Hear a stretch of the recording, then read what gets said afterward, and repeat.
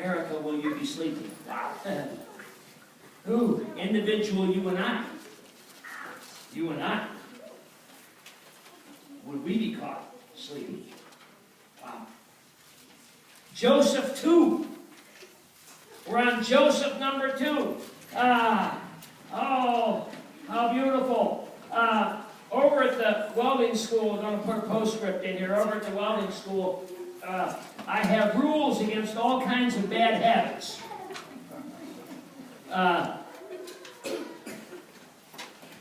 Not wanting to make people climb trees that are impossible for them to climb. I don't like it, but I allow tobacco. If you're using tobacco, I'll tell you, there's a line that I like.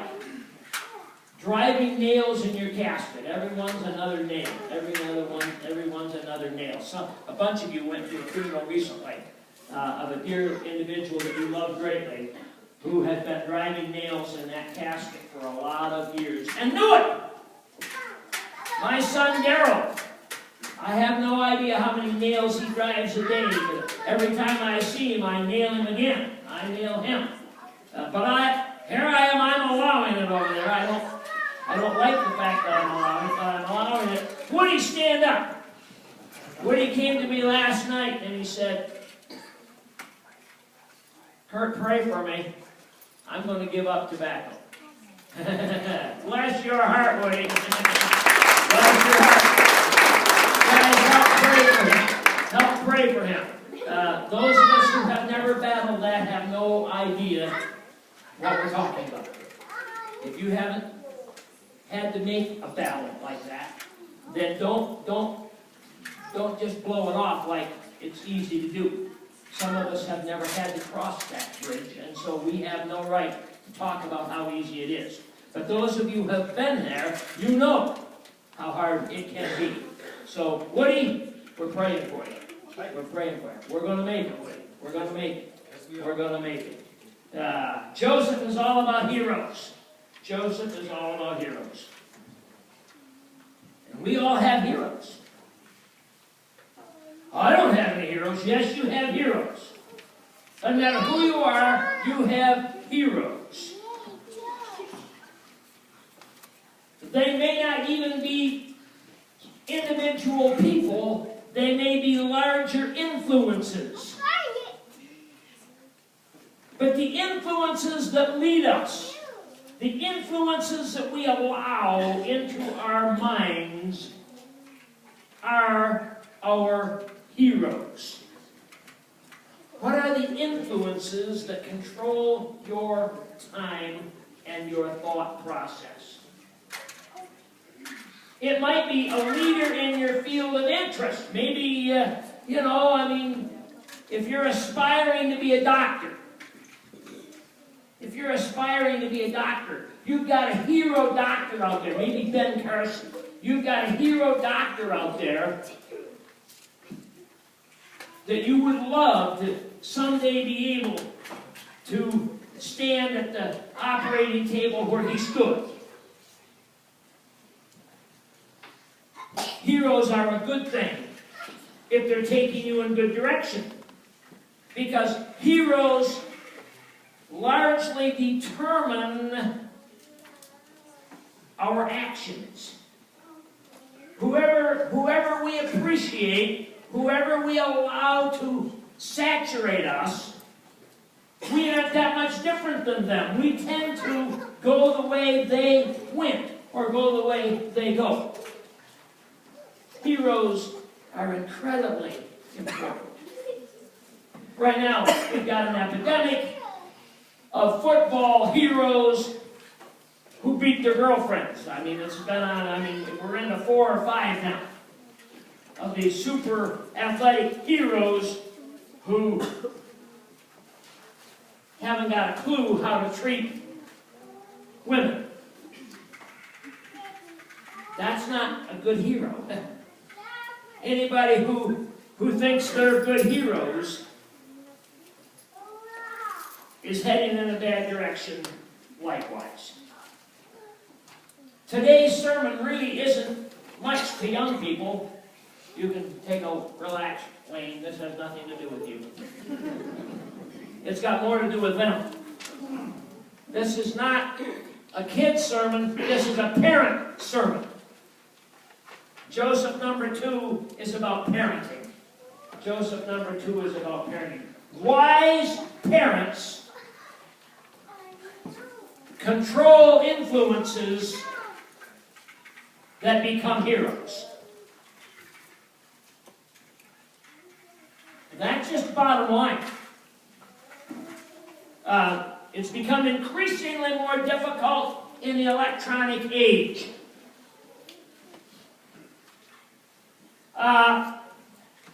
There's only 5 of you in here who are old enough to even remember.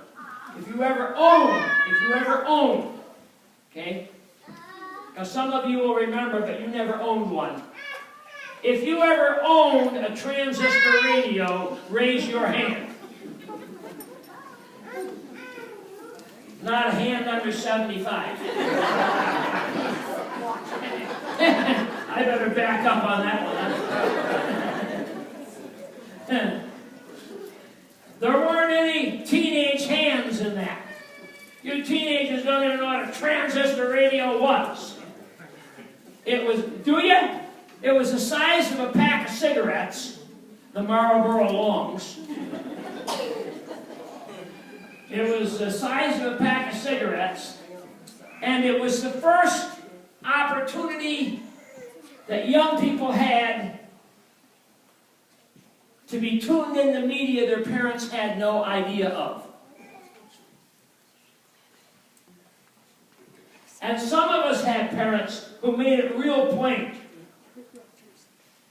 I hear one wrong song. That was in the day when there weren't very many wrong songs.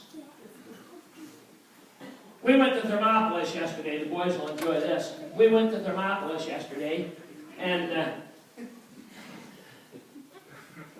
we are in the van 22 seconds when, can we listen to the radio?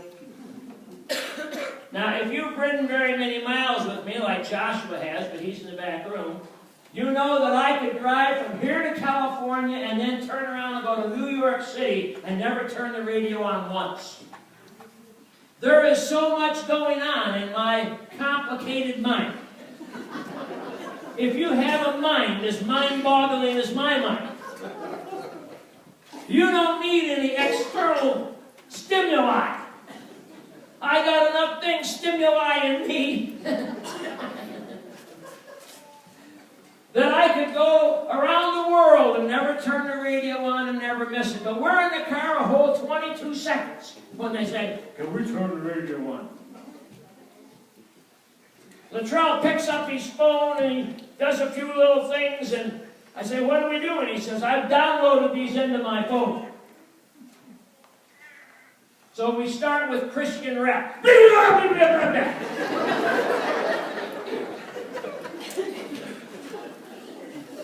Whew. I tried to make it through one whole song.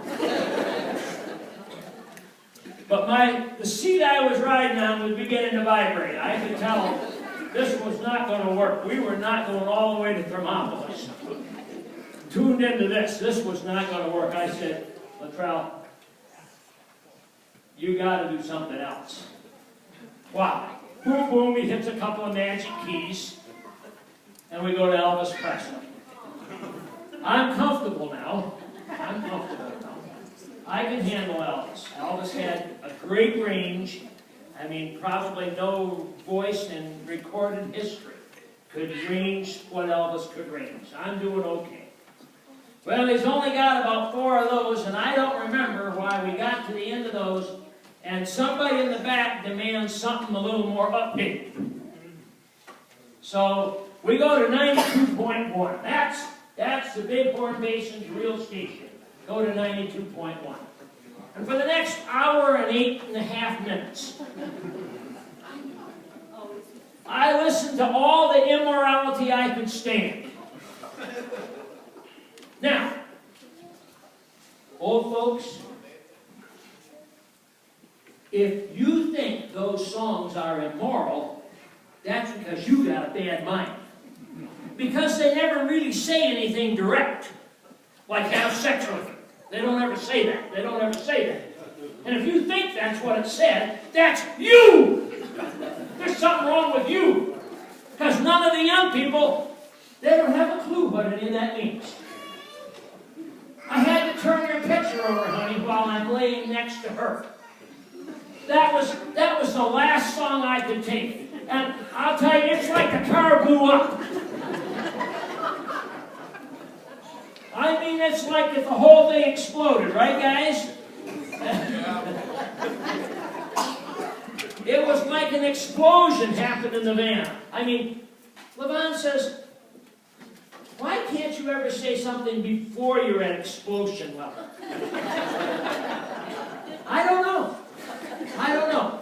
I bubble and I bubble and I bubble until it's gone. Right, Chris? I bubble until I hit explosion level. I can make it, I can make it, I can make it, I can keep my mouth shut, I can make it. And then all of a sudden, I can't. I can't. We were only 12 miles out of Thermont when it happened. I'm sorry there's no radio in the van now.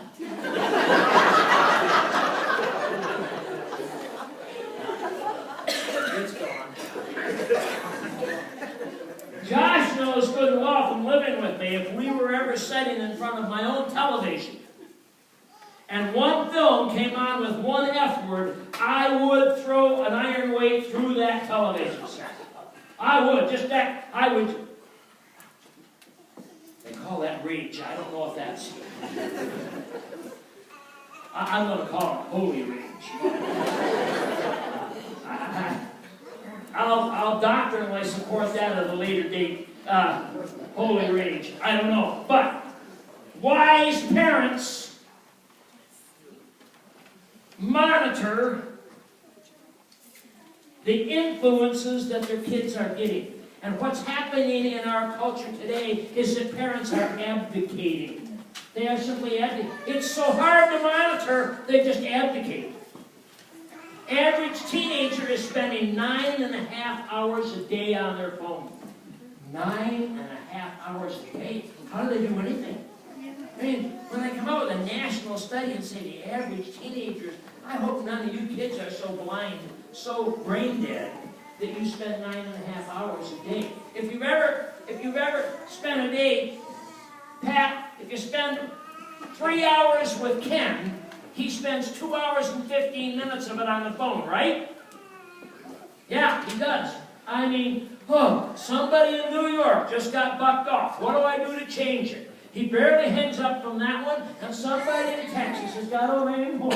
What am I going to do with that? Call the vet. Somebody in Tennessee just got run over by a runaway horse. Somebody down in Texas can't get their horse loaded in the trailer. I'm leaving him right now while I'm talking to you on the phone. Can you tell me how to get him on the... If you call Ken and wonder why he didn't call you back, I can tell you why he didn't call you back. It's the only time he got off the phone and he said, I'm not calling anybody back. I don't even expect him to call me back. So he lives on that stupid phone, and it's not good. If you're on that phone playing games on that phone and allowing that phone to take you through all these things, we've eaten out, folks, 2 days in a row. I mean, we're living in the top layer. We've gone out to eat 2 nights in a row. And the first night when we went out to eat, I looked around and I saw that I had 5 people who I'm responsible for all playing their phones. So we got just about done eating and I said, we got a new rule.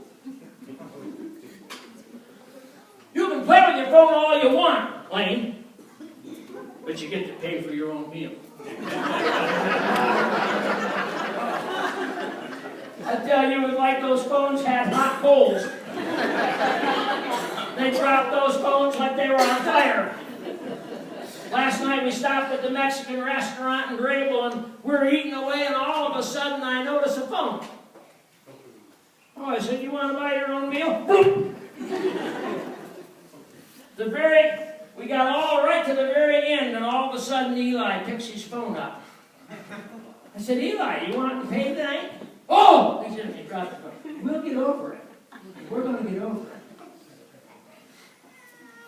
Parents, the phone is a gigantic problem.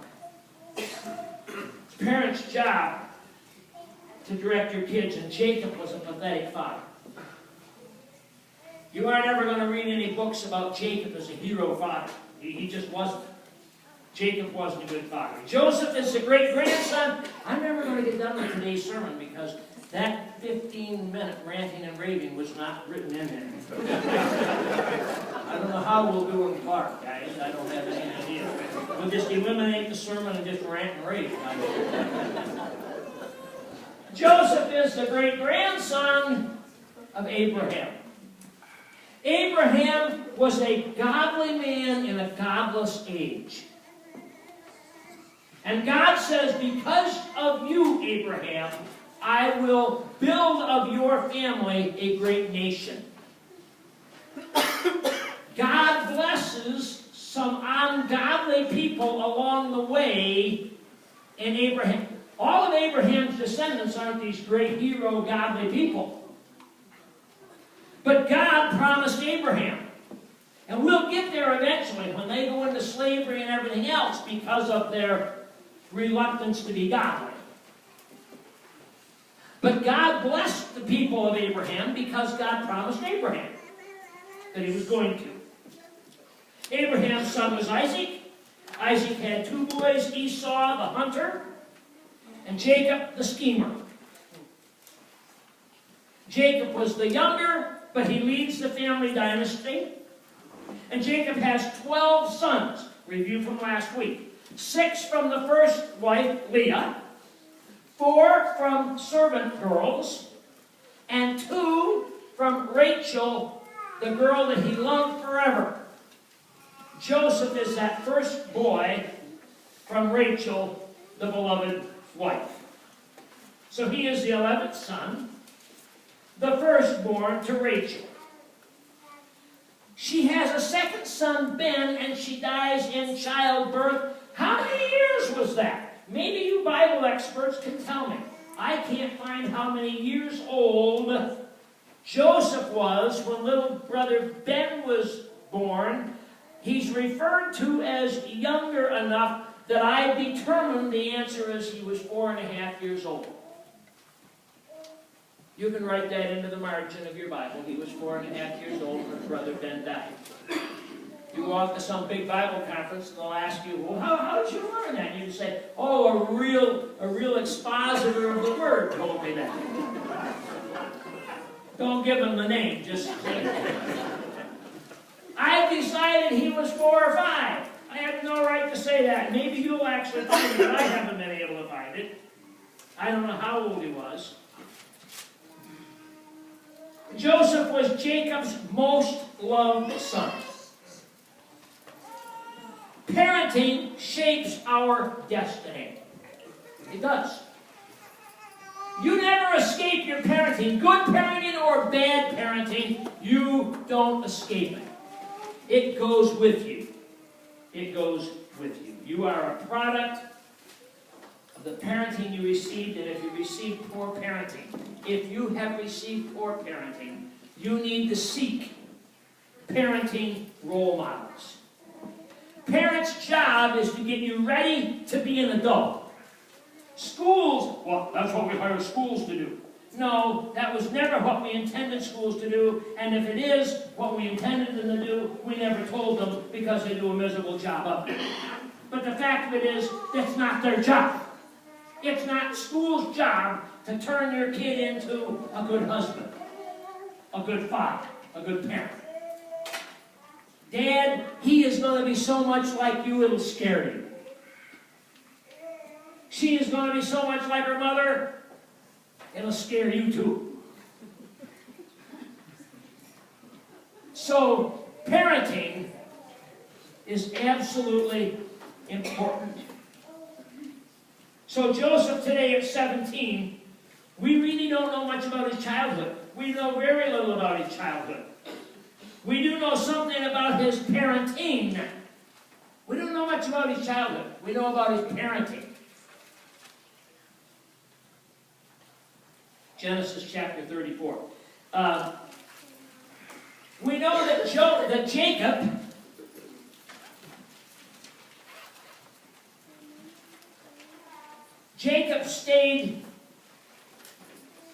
Jacob went home to the homeland.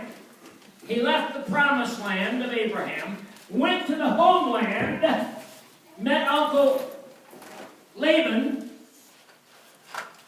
married Uncle Laban's oldest daughter after 7 years of indentured servanthood.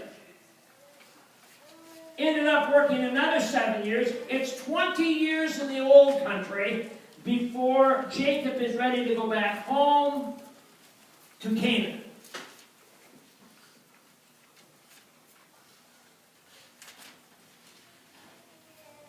Genesis chapter 34. We learn a little bit about Jacob's parenting at the beginning of this chapter 34. One day, Dinah, the daughter of Jacob and Leah, went to visit some of the young women who lived in the area. They're moving back home. But when the local prince, Shechem, son of Hamor, the Hivite, saw her, he seized her and raped her. They're on their way back to Canaan, and his daughter is raped by a local prince, football star. They can do whatever they want. They don't have to live by the rest of the rules. She's raped. Now, to read it out, you got to read about the next 8 or 9 verses. But what happens is Jacob becomes aware of it and ponders, I suppose, in his heart what he ought to do. That's a perfect time for a real explosion like I had in the car yesterday. But Jacob doesn't respond that way. But the brothers get together and they say, nobody's doing this to our sister. And they wipe out the men of the town. Now Jacob responds. Now Jacob responds at the end of chapter 34. Jacob's ready to act now. After his boys have gone and killed all the men in the town, he says, boys! He's not mad at the fact that his daughter was raped. He's not mad at the men of the town. He says, boys! What you have done will make everybody mad at us. And they'll get together and kill us. Why did you do that? Huh. Great shot of parenting, Jacob. His own boy Reuben, here in another few verses, rapes a handmaid. What's he do about that? Nothing. Jacob is a passive parent. Jacob is a passive parent. Passive parents destroy the future of their kids. You might want to write that down. Passive parents destroy the future of their kids. We don't know anything more about Jacob's parenting other than that he favors this one son. Not wise in a big family. Not wise to show such favoritism to one kid. As we look at Joseph, mark it down. He had a loving mother. We don't know anything about Rachel's mothering other than that if you know anything at all about a mother who's wanted to have a baby for years and not been able to have one, and she now has a child, she is a loving, caring mother. Don't underestimate the power of a godly, loving mother. Susanna Wesley. I didn't get my wife to check this. Am I right? Is that her name, Susanna Wesley? Okay, good. Susanna Wesley. I'm going to throw another fact out there like I know it when I really don't. Raised 17 children. Also correct? Think so. Raised 17 children, and the children... don't tell me there wasn't a dad, because with 17 there was obviously a dad. Well, I know that. But in their old age, the kids give mom credit for the godly direction their lives took. And two of those boys, John and Charles Wesley, literally changed the world. Don't underestimate the power of a godly mother. And perhaps that's why Joseph ends up the man that he ends up. It wasn't because of Jacob. That much I can tell you. It wasn't because of Jacob. And for that matter, don't underestimate the power of a godly grandmother. The power of a godly grandmother. Lots of successful people point to a godly grandmother who made a difference in their world. Made a real difference in the world. Genesis chapter 37. Genesis chapter 37. We don't have to hurry. We've got 4 more minutes. We've got lots of time. Genesis chapter 37, verse 2. This is the account of Jacob and his family. When Joseph was 17 years old, he often tended his father's flocks. He worked for his half-brothers, the sons of his father's wives. But Joseph reported to his father some of the bad things his brothers were doing. That did not enhance his relationship with his older brothers. But he knew what was right, he knew what was wrong, and he reported it. Jacob loved Joseph more than any of his other children, because Joseph had been born to him in his old age. So one day Jacob had a special gift made for Joseph, a beautiful robe. But his brothers hated Joseph because their father loved him more than the rest of them. They couldn't say a kind word to him. Okay? But then chapter 37 goes on. It goes on to explain that God gave Joseph 2 dreams. And he shared them like any smart punk 17-year-old kid would. First, when he tells his brothers, we were gathering sheaves of grain, and all of your sheaves of grain bowed down to mine. That did not endear him a bit. Then he shared the second dream. He shared this one even with his father. He said, I dreamed that the sun and the moon and 11 stars bowed down before me. Son, what are you trying to tell us? If you finish that, if you read that and you finish it, it says, but Jacob pondered what that meant in his heart. It says, Jacob wondered. Jacob had enough experience with God to wonder if maybe there wasn't more to this than met the eye. Genesis chapter 37, dropping down to verse 18. Dropping down to verse 18, I'll find it. He gets sent off to check on his brothers. How are they doing out there? And when Joseph's brothers saw him coming, they recognized him at a distance. As he approached, and they planned to kill him. Here comes the dreamer, they said. Come, let's kill him and throw him into one of these holes in the ground. We can tell our father a wild animal has eaten him. Then we'll see what becomes of his dreams. But when Reuben heard, the older brother, when Reuben heard the scheme, he came to Joseph's rescue. He said, let's not kill him. Why should we shed innocent blood? Let's just throw him into an empty cistern here in the wilderness. Then he will die without our laying a hand on him. Reuben planned to return and rescue the brother at a later point in time. You go on to read, and Reuben goes out and does something else, and some traders come along, and the other brothers, the 10 brothers, they jerk him out of the hole, and they sell him for 20 shekels of silver, which in the footnote of one of my concordances says that was the price of a handicapped slave in that day. He didn't even bring the price of a full slave. You pathetic little 17-year-old twit. You think you're worth the price of a slave? No. He only brought half the price of a slave. Wow. Wow. Jacob's passive parenting brought up a family who didn't even respect Jacob enough to not kill his son. The passive parenting doesn't work.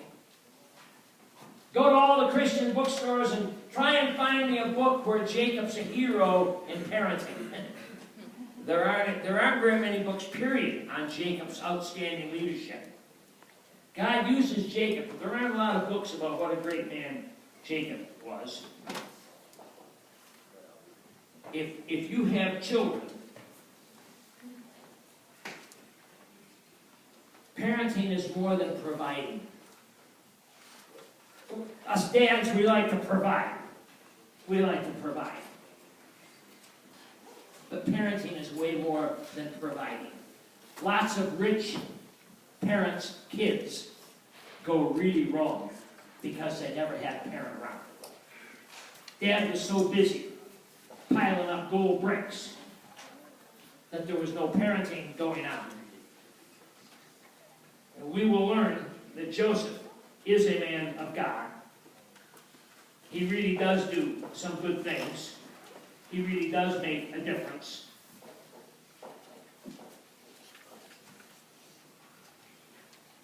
Jacob had a great big family with poor parenting. An army without a general is a mob. An army without a general is a mob. A family with a passive father is a mess. You need to control the influences that are shaping your children. Stand with me. You need to control the influences that are shaping your children. How do you do that in today's age? Praise God, I'm old enough, I don't have to answer that. Praise God, I don't think Sarah's going to come to me and say, I think we're having a child. But Gordon, don't let anything surprise you. You just never know, Catherine. You just never know. The age has got much more difficult to raise a child in. But the responsibility has not been reduced a bit. Your responsibility as a parent has not been reduced a bit. So, you need all the strength and wisdom God can give you to raise a kid in today's world. Father, Lord, I don't really know how much Rachel influenced her son. I don't really know how old Joseph was when she died. But God, it would look like somebody had a powerful influence on this boy's life when he was tiny, when he was little. Because we began to see godly character next week in this young man that there is no indication ever came from his father. Help us, Lord, those of us who are in charge of children, to monitor the influences, because those kids are becoming a reflection of the influences in their life. And Father, we want them to end up way more like Joseph than Father Jacob. Father, bless our parents, that they would put God first in everything, and that they could claim your promises, that if a child is brought up in the way he should go, he will not depart. And thank you for these parents. In Christ's name we pray. Amen. Amen. God bless you. Amen.